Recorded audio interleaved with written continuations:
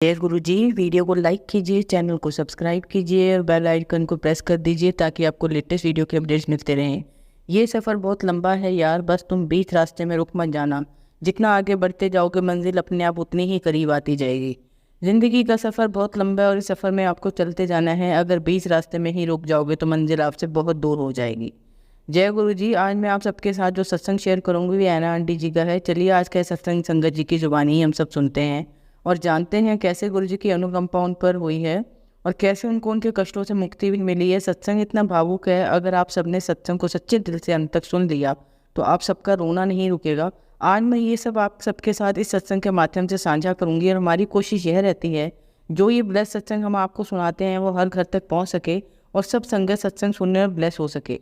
इसलिए सब संगत सत्संग के अंत तक बने रहना और सत्संग को बहुत ध्यान से सुनना और सत्संग को बीच में ना छोड़े, क्योंकि सत्संग सुनने वाले का भी कल्याण होता है और सत्संग करने वाले का भी। और हो सकता है जो आप आज सत्संग सुने उससे आपको आपके कई सवालों के जवाब में अवश्य मिल जाए। चलिए सत्संग शुरू करें। जय गुरु जी। जय गुरु जी। शुक्राना गुरु जी। 28 जून 2020 मेरी ज़िंदगी की बेहद खास तारीख है। 2014 में मेरे मित्र ने मुझे इस दिन गुरु जी सत्संग के लिए आमंत्रित किया था। मुझे बस इतना पता था कि शब्द सुनना है और निर्देशों के अनुसार सभी लंगर खत्म करना। उस शब्द का पहला शब्द था लख खुशियाँ पादशाइयाँ जे सतगुरु न दर करे। सुनकर मेरी आंखों से आंसू छलक पड़े, जैसा कि मैंने बहुत समय पहले सुना था जब मैं दादी से मिलने गई थी पंजाब। सत्संग के बाद मैंने पूछा कि गुरुजी कब जा रहे हैं। वहाँ मुझे दीवार पर गुरुजी का स्वरूप दिखता है। मैं स्वरूप से इतना मंत्रमुग्ध थी कि मुझे विश्वास ही नहीं हुआ कि यह कोई गुरु हो सकता है, क्योंकि मेरी दृष्टि दाढ़ी वाले एक बूढ़े सज्जन के रूप में थी। हम रात 2 बजे तक दरबार में बैठे रहे। मैंने गुरुजी के चरण से पूछा कि नीचे कोई रेखा नहीं है। किसी ने एक बार मुझसे कहा था कि जिन लोगों के तलवों में कोई रेखा नहीं होती वे हवा में चल सकते हैं और चमत्कार कर सकते हैं। उनका जवाब बिल्कुल सही था कि गुरुजी एक महापुरुष हैं और चल सकते हैं। गुरुजी के साथ आपको बस विश्वास और बिना शर्त के प्यार की ज़रूरत है। उस रात मेरा करियर दांव पर था और स्वस्थ एक दुर्लभ निदान के साथ मैंने गुरुजी से पूछा कि मेरा जीवन आपके हाथों में है। उस दिन से गुरुजी के साथ अद्वैत दर्शन, स्वप्न, सत्संग और चमत्कारों के साथ मेरी यात्रा शुरू हुई। गुरुजी के प्रति मेरी कृतज्ञता शब्दों में व्यक्त नहीं की जा सकती। उनका करिश्मा उम्मीदों से परे है। सभी बाधाओं के बावजूद उन्होंने मुझे जो कुछ भी दिया है उसके लिए हमेशा धन्यवाद है। केवल गुरुजी ही भाग्य की दिशा बदल सकते हैं। तब से हर क्षण और हर दिन सत्संग बन गया है। वर्ष की शुरुआत में मैंने गुरुजी से कहा कि 28 जून को हमारी सालगिरह है, आशा है कि यह विशेष होगी। लेकिन लॉकडाउन ने सब कुछ बदल दिया। सत्संग में शामिल नहीं हो पाने के कारण मैं मार्च में फेसबुक से जुड़ी। कल रात में उदास महसूस कर रही थी। गुरुजी 28 तारीख है, हमें जश्न मनाना है, लेकिन मेरे पास जाने के लिए कोई सत्संग नहीं है। पूरी रात मुझे नींद नहीं आई, इसलिए आखिरकार सुबह 4 बजे मैंने अमृत वेला में भाग लेने के लिए फेसबुक खोला। लेकिन इसके बजाय मुझे गुरु की सेवा में लाइव सत्संग, दिव्य आशीर्वाद, शिव पुराण का पाठ और लाइव सत्संग दिखाई दिया। सुप्रीम पावर, गिटार पर मंत्रमुग्ध कर देने वाले शब्दों के साथ 4 घंटे का सुंदर सत्संग। मैं इससे अधिक और क्या चाह सकती हूँ। हमारे प्यारे गुरुजी के साथ आनंद में सुबह दोपहर में मैंने गुरुजी से पूछा कि हमें बाहर जाकर जश्न मनाना चाहिए, लेकिन हर जगह प्रतिबंध है। अचानक कुछ लोगों ने सामाजिक दूरी बनाए रखते हुए समुद्र तट देखने का प्लान बनाया। मैं गुरुजी से अनुरोध करते हुए गाड़ी से भीड़ भाड़ वाले समुद्र तट पर जाती हूँ। कृपया मुझे भीड़ से दूर जगह ढूंढें और निश्चित रूप से पार्किंग प्राप्त हुई। समुद्र तट के उत्तम दृश्य के साथ हालांकि थोड़े बादल छाए हुए थे। सूरज कुछ मिनटों के लिए निकला और हम पर चमका। मेरे गुरुजी के साथ याद करने के लिए खूबसूरत दिन, क्योंकि वे हमेशा हमारे लिए सर्वश्रेष्ठ बनाते हैं। शुक्राना गुरुजी। 10 अगस्त 2014 मेरी बेटे की 18वें जन्मदिन से 2 दिन पहले मेरे डॉक्टर ने मुझे एक दुर्लभ निदान दिया जिसने मेरे जीवन को उलट पुलट कर दिया। उस दिन से करियर रुक गया और मेरी बेटी कॉलेज चली गई। मुझे कोई उम्मीद नहीं थी। 10 अगस्त को मुझे अपनी बेटी का 18वां जन्मदिन मनाना था। 28 जून को गुरुजी से जुड़ने के बाद हम पहली बार अलका आंटी के घर सत्संग के लिए गए। मैंने अपनी बेटी से कहा कृपया सत्संग के लिए चलते हैं, चाय और लंगर प्रसाद लेते हैं और तुझे गुरुजी के बारे में पता चल जाएगा। जब तुम कॉलेज जाओगे तो मैं सत्संग में रहूंगी। बस अब उसने सिर हिलाया और ना जाने क्या होने वाला था मेरे साथ आ गई। गुरुजी स्वरूप और मंत्रमुग्ध होकर तू राह में बैठी मेरे मन में डूबे रही थी। ना जाने मेरा भविष्य मेरे लिए क्या मायने रखता है। मैंने पूछ लिया गुरुजी की दया और मेरी बेटी के लिए मजबूत बनने में मेरी मदद करे। जैसे ही हम जा रहे थे अंकल जी ने संगत जी को आवाज़ दी और कहा हम अगस्त का जन्मदिन मना रहे हैं, कृपया आएँ और केक काटें। मेरी बेटी यह सोचकर आश्चर्यचकित होकर दरबार तक गई कि उन्हें कैसे पता चला। आज मैं 6 जुलाई को 6 साल बाद बड़े मंदिर में लाइव भजनों के साथ अंकल और आंटी के साथ गुरुजी का जन्मदिन मनाया। गुरुजी को उनके सभी आशीर्वाद, अनुग्रह और आशा के लिए शुक्राना। गुरुजी के साथ कई वर्षों तक जश्न मनाने के लिए शुक्राना गुरुजी। अप्रैल 14, 2019, 30 वर्षों के पश्चात भारत की अद्भुत यात्रा के लिए गुरुजी को शुक्राना। पिछले साल मेरे चचेरे भाई ने अपने बेटे की शादी चंडीगढ़ में आयोजित की थी। मैं जाना चाहती थी, लेकिन मेरे परिवार ने सोचा कि मैं अपनी चिकित्सीय स्थिति के कारण यात्रा को लेकर पागल थी। मैंने बड़े मंदिर जाने और दर्शन करने की जिद की। मैं पूरी तरह से दृढ़ थी कि गुरुजी मेरी देखभाल करेंगे। हालांकि भारतीय वीज़ा पाने में मुझे कई दिक्कतें आईं। मैं 14 अप्रैल को नई दिल्ली में उतरी, एक ड्राइवर की व्यवस्था की और सबसे पहले ताजमहल का दौरा किया और रास्ते में उसे आगरा के मंदिर, गुरुजी के मंदिर में रुकने के लिए कहा। हम बहुत हार गए थे, लेकिन फिर भी उम्मीद नहीं छोड़ी। अंत में हम एक दुकान पर रुके, लेकिन अचानक एक सफ़ेद कार हमारे सामने आती है जिस पर गुरुजी का आशीर्वाद का स्टिकर लगा होता है। मैं कार से बाहर निकली और आंटी से पूछा कि क्या आप गुरुजी के मंदिर को जानते हैं। उन्होंने जवाब दिया, हाँ, हम सभी वहीं जा रहे हैं। हम पीछा करते हुए आगरा मंदिर पहुंचे और भाटिया आंटी के साथ चाय का प्रसाद खाया। मंदिर बंद होने के बावजूद उन्होंने हमें गुरुजी के सुंदर दर्शन कराए। शुक्राना गुरुजी। अगले दिन मैंने ड्राइवर से सोमवार की सुबह हमें बड़े मंदिर ले जाने को कहा। मेरे चचेरे भाई बहन और दुर्लभ उसी चंडीगढ़ के लिए रवाना हो गए। उन्होंने इस बात पर जोर दिया कि मैं वापस लौटते समय गुरुजी से मिलूं, लेकिन गुरुजी के प्रति मेरे प्रेम को जानकर उन्होंने अन्यथा निर्णय लिया। मैंने अपने ड्राइवर से मुझे दर्शन के लिए बड़े मंदिर ले चलने को कहा। रास्ते में हम भटक गए। मैं उससे बस इतना ही कह सकी कि गुरुजी के आशीर्वाद से किसी भी कार का अनुसरण करो और निश्चित रूप से हम बड़े मंदिर पहुंच जाएंगे। सेवादारों के इतने सुव्यवस्थित निर्देशों के साथ गुरुजी का सबसे सुंदर दिव्य अनुभव मैं अपने जीवन में कभी कल्पना भी नहीं कर सकी। गुरुजी के आशीर्वाद से मुझे सपने में बड़े मंदिर के दर्शन हुए और हम यह सच हो गए और अब यह सब सच हो गई। यहाँ तक कि मुझे भारत में पानी पीने की सलाह भी दी गई। उस दिन मुझे 3 कप जल प्रसाद दिया गया। यह निश्चित रूप से अमृत जैसा था। समोसे के साथ चाय प्रसाद मिला। गुरुजी के लिए भारत में मेरे 7 दिन स्वर्गीय थे। शुक्राना गुरुजी। गुरुजी के प्रति मेरी विनम्रता और किसी भी गलती के लिए क्षमा गुरुजी। जय गुरुजी। शुक्राना गुरुजी। संगत जी, अब हमें गुरु भक्त अंकल जी का सत्संग सुनेंगे। सन 2019 के अंत में गुरुजी की कृपा से मैं किसी ऐसे व्यक्ति से सगाई करने की योजना बना रहा था जिसे मैं पिछले 3-4 वर्षों से डेट कर रहा था। मैंने प्रस्ताव की तारीख से लगभग 2 महीने पहले प्रस्ताव की योजना बनाना शुरू कर दिया और यह सुनिश्चित करने के लिए परिवार और दोस्तों, कई विक्रेताओं के बीच समन्वय किया कि प्रस्ताव आश्चर्यचकित करने वाला हो और सुचारू रूप से चल सके। हालांकि प्रस्ताव वाले दिन के दौरान आखिरी मिनट में कुछ रुकावटें आईं जिससे यह खास दिन लगभग बर्बाद हो गया। पहली अड़चन प्रस्ताव स्थल तक पहुंचने में थी। मैंने एक दोस्त के लिए जन्मदिन की पार्टी का एक नकली बहाना बनाया था और हम प्रस्ताव स्थल पर जाने के लिए कार में बैठ गए। हालांकि लगभग कुछ मिनट की ड्राइविंग के बाद ही हमारी कार ने जोर से चेतावनी बजानी शुरू कर दी। पता चला कि टायर में कुछ गड़बड़। मैंने इस कार को कुछ हद तक नियमित रूप से चलाया था, मुझे कभी कोई समस्या नहीं हुई थी। इसलिए आप कल्पना कर सकते हैं कि यह कितना तनावपूर्ण था कि जब हम प्रस्ताव स्थल की ओर जा रहे थे हमारे साथ कोई समस्या हुई। मैंने अपने पिताजी को फ़ोन किया। उन्होंने मुझसे टायर की जाँच कराने के लिए गैस स्टेशन जाने को कहा, लेकिन हम जिन पहले कुछ गैस स्टेशनों पर गए वे बंद थे।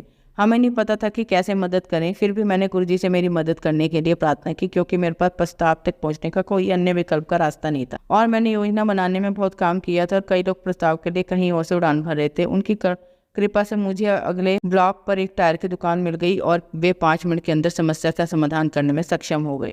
यह वास्तव में एक बहुत ही मामूली मुद्दा था और हम अपने रास्ते पर थे। जय गुरुजी। हमें नहीं पता था कि हमारा साहसिक कार्य अभी शुरू हुआ था। जैसे ही प्रस्ताव स्थल के पास पहुंचे हमें पता चला कि प्रस्ताव स्थल तक पहुंचने वाला मुख्य राजमार्ग अप्रत्याशित रूप से बंद हो रहा था।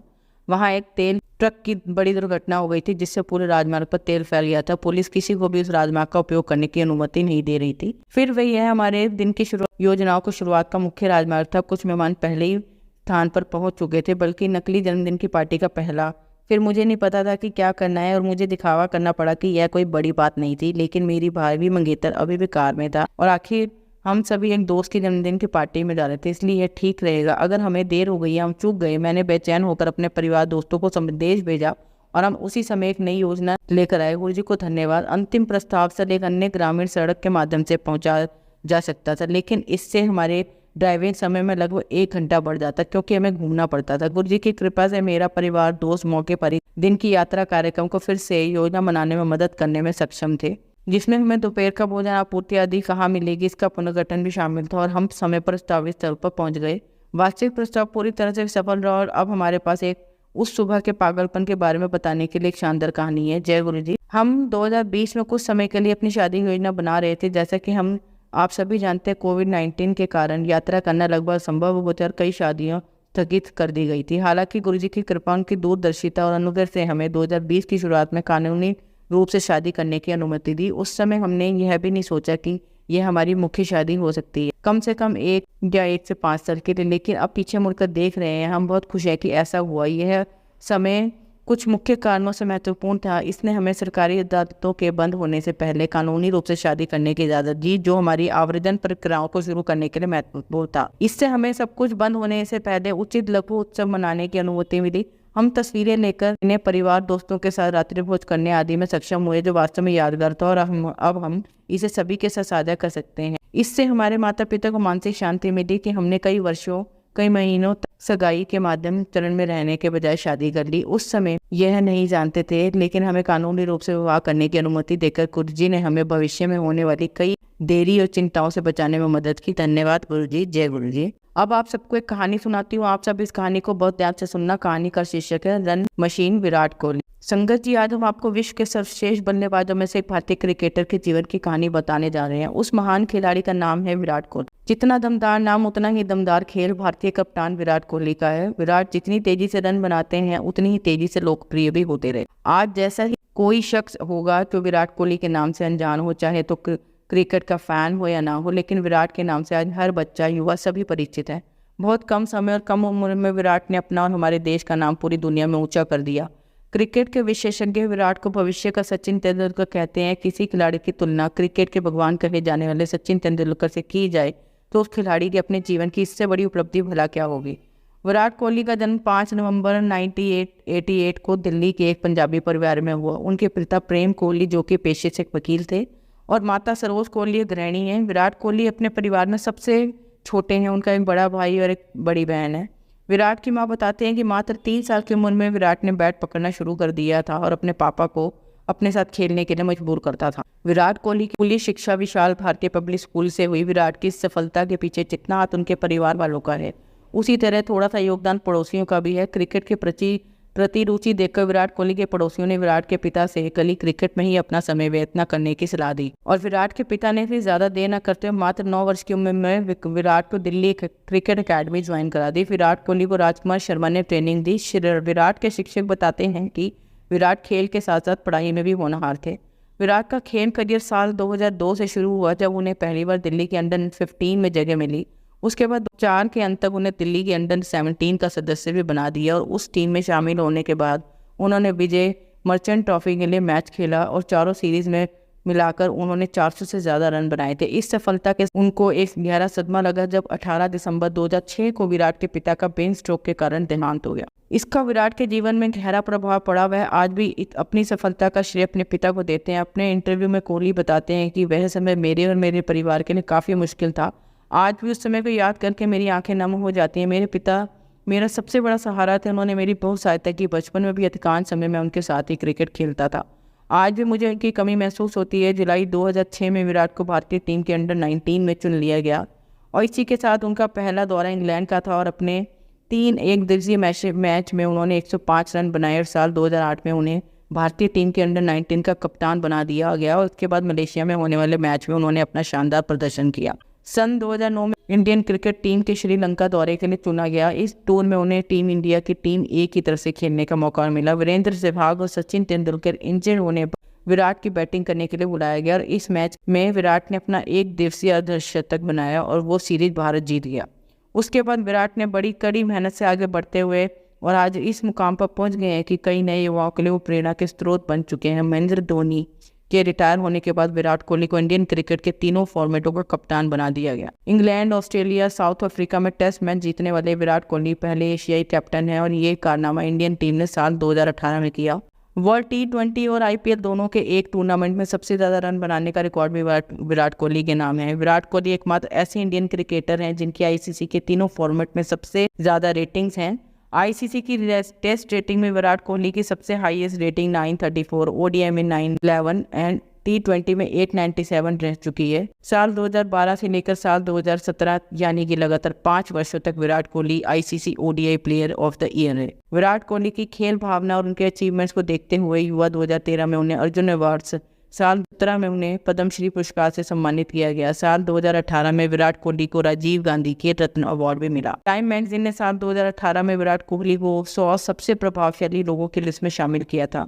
हालांकि पिछले 2 सालों से विराट कोहली की परफॉर्मेंस काफ़ी ख़राब रही है और क्रिकेट के तीनों ही फॉर्मेट्स में वो कुछ भी कमाल नहीं कर पाए हैं। कोहली के फैंस को पिछले 2 सालों से उनकी 71st का इंतजार है और हर एक सीरीज के बाद वो इंतजार बढ़ता ही जा रहा है। एक दौर था जब विराट कोहली मैदान में आते ही रनों की बरसात कर देते और 50 या 100 मारकर ही आउट होते थे। वैसे तो बुरा दौर सबके साथ आता है और खिलाड़ी अपने फॉर्म से जूझता है। फैंस को भी विराट कोहली की फॉर्म वापस आने का इंतजार है। अब सीख जो हमें इस कहानी से मिलती है, आप लाइफ में यह चीज़ कभी ना भूलें, अगर आपका कभी बुरा वक्त चल रहा है तो वह हमेशा नहीं रहेगा, क्योंकि आप जब खुशियाँ आती हैं ज़िंदगी में तो बुरा वक्त चल रहा होता है तो वह आपके सामने टिक नहीं पाता। लेकिन आपने अभी कहानी में सुना है जब खिलाड़ी फील्ड में उतरता है तो ये नहीं लिखा कि कहीं कि वो हमेशा 100 या 50 मार का आउट होगा। कभी कभी प्लेयर पहली बॉल पर भी आउट हो सकता है या फिर दूसरी बॉल पर भी, इसलिए हमेशा अपना बेस्ट ही दे दिए। चॉइस उसका रिजल्ट कैसा भी हो, जिससे लोग बाद में यह ना बोल सकें कि बंदे ने कोशिश ही नहीं करी, उससे पहले ही हार मान ली। बुरे वक्त से लड़े, उससे भागे नहीं। जय गुरु जी। संगत जी, अगर आपको आज का सत्संग अच्छा लगा हो तो आप इस सत्संग को और संगत के साथ जरूर साझा करें,